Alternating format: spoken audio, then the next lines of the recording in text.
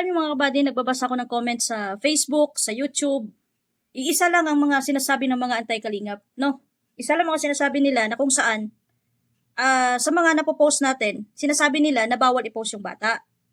Ngayon, ito lang masasagot ko sa inyo, no? For clarification lang. Ang hilig nyo kasi gumamit ng picture ng anak ninyong minor de edad, tapos ipapasok ninyo sa mga kawalang-hian yung pinagagawa dito sa social media. Ngayon, ang tatandaan nyo na ano klaseng magulang kayo. Alam nyo na bawal at kung ayaw ninyo masocialize yung anak ninyong minor de edad, gumawa kayo ng tama. Hindi yung ang tatandaan nyo na bilang magulang kayo, gagamitin nyo yung profile, yung picture ng anak ninyong minor de edad para sa profile picture ninyo, papasok kayo sa comment section ng Pro Kalingap, magme-message kayo privately.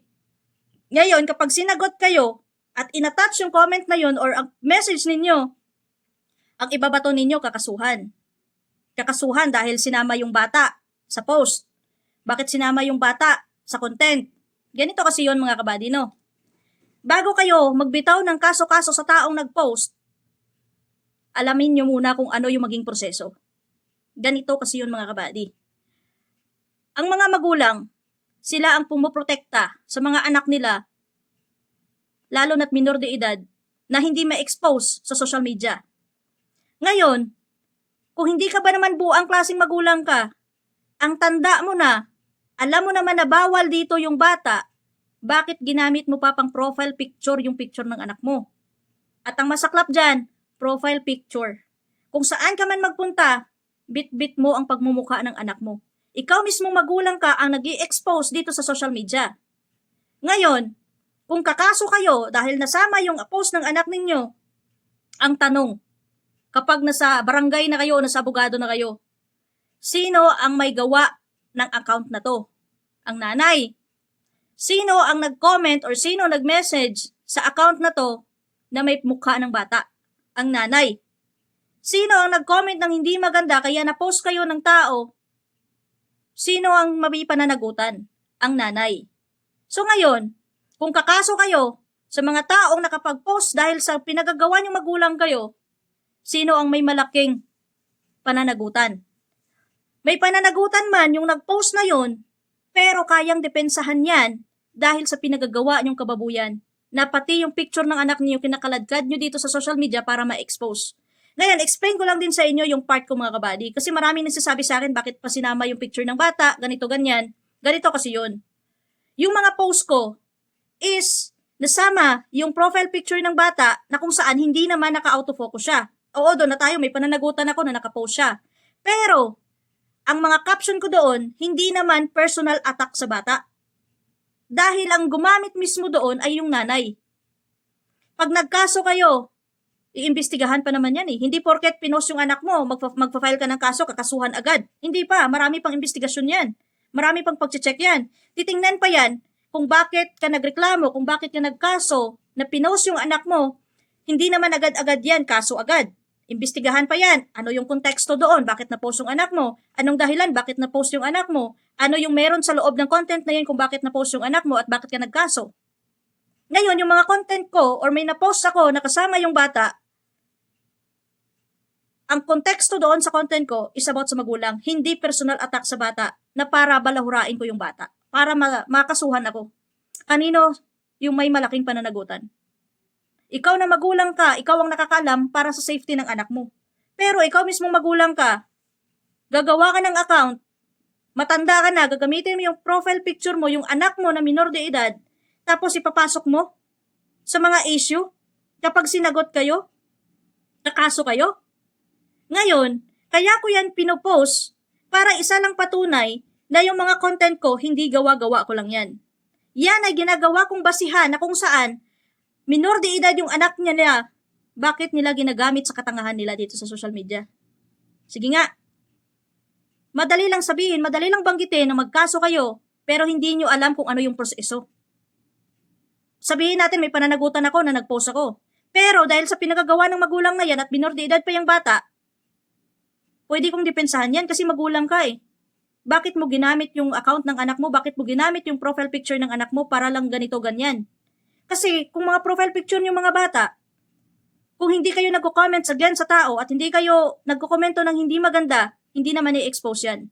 Kaya ko lang naman sinasama yung profile picture nila na kung saan yung magulang yung gumamit, yung minor de edad yung picture doon, na kung saan pinapaliwanag ko lang.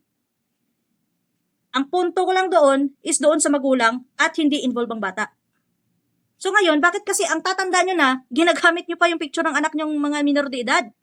Tapos pag binalikan kayo ng katotohanan, ang isasagot nyo, kakasuhan nyo yung tao. So ngayon, ang pinakamasaklap lang dyan mga kabady, yung mga magulang mismo ang may gawain yan. Ang mga magulang mismo ang may malaking pananagutan dyan.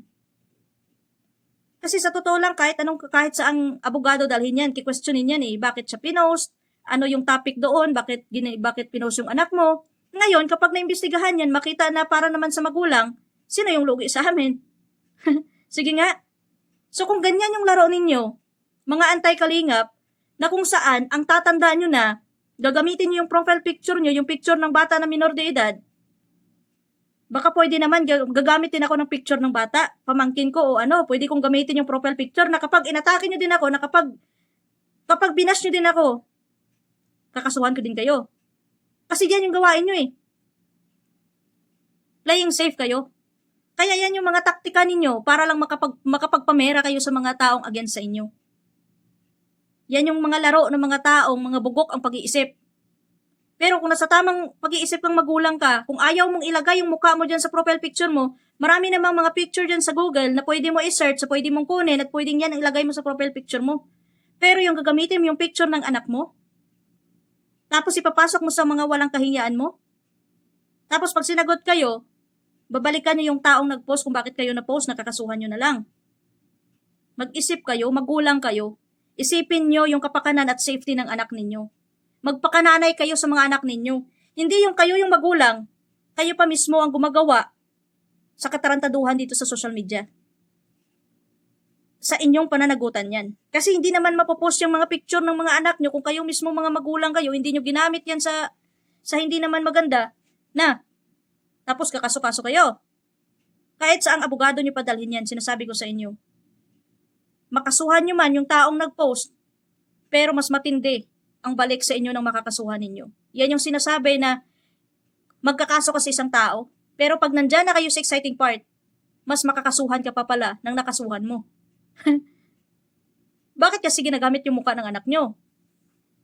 Hindi nyo ba kayang iharap yung pagmumukha ninyo dito sa social media? Kaya yung anak nyo ginagamit yung minor de edad? Kayo mismo alam yung bawal yan. Pero kayo yung gumagamit. Kayo yung gumagawa. Ngayon, kapag nabalikan kayo, bukang bibig nyo na lang, kakasuhan kami. Pero yung mga pinagagawa ninyo, hindi nyo iniisip. Kaya nga yan sinasabi ko kanina, bago kayo magkaso, isipin nyo muna kung ano yung magiging proseso at kung ano yung magiging resulta. Hindi ko naman talaga pinupost yung mga bata na nakaprofile sa mga picture ng nanay nila, sa magulang nila. Yan lang naman ay kinukuhanan ko ng base. Ayaw ko din naman kasi sabihin na hindi ko i-attach yung mga picture na yun, yung mga comment nila na yun, nagamit yung account nila, na anak nila yung naka-profile picture doon, tapos gagawa lang ako ng content, may tendency na ako yung babalik na rin, na gumagawa-gawa lang ako ng issue, gumagawa-gawa lang ako ng ikakasira nila, di ba? So much better na i-attach mo. Kasi ikaw mismo, alam mo naman, na hindi naman yung bata yung inatake mo, kundi yung magulang. Sumasagot ka lang naman, hindi mo naman sila binabalahura, hindi mo naman sila pinagmumura para makasuhan ka nila. Katulad ng ginawa sa akin ni Marilyn Nobleza, na kung saan yung account niya sa Facebook, Lani Advincula, ano ba yung apelido niya? Tapos sa YouTube, iba naman. Iyan ay isang dakilang tangang ina na ginamit yung account ng anak niya para magpasiga-siga dito sa social media. Para lang mapakita na mas matapang siya. So ngayon, ang dami niyang sinasabihan, nakakasuhan ako, ang dami kong nabalitaan na pumupunta sa ibang live, nagtatanong kung pwede daw ako kasuhan dahil pinost ko daw yung anak niya. Ang sagot naman ng mga napagtanungan niya, pwede, dalhin sa DSWD. Ngayon, hindi niya naman tinatanong, pwede ko bang makasuhan yung tomboy na nag-post sa anak kong minor de edad? Kasi ginamit ko naman yung account ng anak ko para ganuhin siya. Kaya siya nag-post. Para playing safe. Nako, kung nag-iisip naman sana kayo, alam nyo kung ano yung proseso. Ang pagkaso, hindi basta-basta. Lalo na't kailangan ng pera dyan. Ngayon, kung kakasuhan nyo ako, sige lang. Walang problema sa akin yan. Kasi kung hindi naman kayo pumasok sa akin dito at hindi nyo ginamit profile account ng anak nyo, hindi ko na content yan. At hindi ko na post yan. Ako, sumasagot lang naman ako sa kung anong meron kayong mga sinasabi against sa akin. Hindi naman siguro masama na depensahan ko din yung sarili ko sa kung ano yung mga pinagsasabi nyo hindi maganda sa akin. Ganun lang yun. Yan yung sinasabi, think before you click. So, yun lang mga kabady, no? Ano klaseng magulang kayo na gagamitin nyo yung profile, yung picture ng anak nyo minor de edad para sa profile picture nyo dito sa social media at gagamitin sa katangahan ninyo para lang makapanira din ang kapwa nyo. So, ngayon, mga magulang, maging maging mapag-isip kayo din bago ninyo gawin na sana kung ayaw nyong i-post yung anak ninyo, pag-isipan nyo na palitan yung profile picture. Hindi yung profile picture nyo, yung anak nyong minor de edad, tapos papasok kayo sa ganyan. Hindi ko na pananagutan yun. Pananagutan nyo na yun bilang magulang. Kasi nasa magulang mismo manggagaling kung ano man yung reflection sa bata. At ang importante dyan, napopost ko man yung may kasamang picture ng bata, o nakukontent ko man yan, ang importante dyan, hindi ko inaatake mismo yung bata at hindi ko binabalahura yung bata at lalong-lalo na hindi ko minumura yung bata, kundi doon sa nanay mismo ang punterya ko. Ganun lang yun mga kabady. Kaya mag-isip-isip kayo bilang mga magulang. Kayo mismo ang poprotekta sa anak nyo. Huwag nyong kalad ka rin dito sa social media para ma-expose yung anak ninyo na minor de edad pa. God bless.